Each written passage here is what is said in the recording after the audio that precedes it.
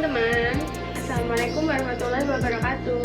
Saya Rizka Sari Pamungkas, mahasiswa PSPA IIK, akan memberitahukan tentang etika batuk.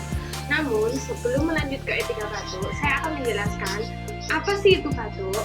Batuk adalah respon alami tubuh sebagai pertahanan tubuh untuk mengeluarkan zat atau partikel dalam saluran pernafasan serta mencegah benda asing yang masuk ke dalam pernafasan bagian bawah. Batuk dibagi ada dua. Yang pertama, batuk berdahak, dan yang kedua adalah batuk tidak berdahak. Batuk berdahak adalah ketika kita batuk, ada dahak atau sputum yang akan keluar melalui mulut. Yang kedua, batuk tidak berdahak, ketika kita batuk, tidak ada sputum atau dahak yang akan keluar. Kemudian, saya akan memberitahukan tentang bagaimana cara etika batuk yang benar. Yang pertama, bila kalian semua atau kita batuk, gunakanlah masker untuk menghindari penularan pada orang lain.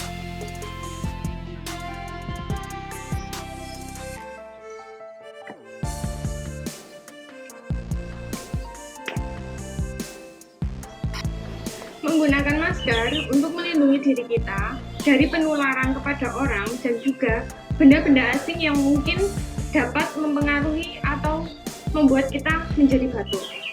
Menggunakan masker bukan untuk orang-orang yang sehat, namun untuk orang-orang yang sakit, misalnya batuk atau pilek.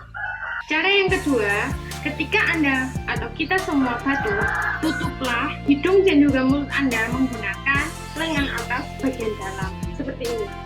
Cara yang ketiga adalah tutup mulut dan hidung kalian saat batuk menggunakan tisu. Kemudian buanglah bekas tisu yang Anda gunakan ke tempat sampah.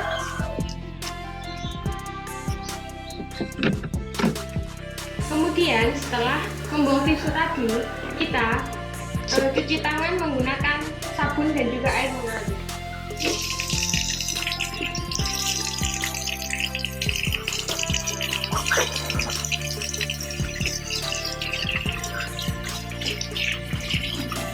Oke teman-teman, itulah tadi tata cara atau etika batuk yang baik dan benar.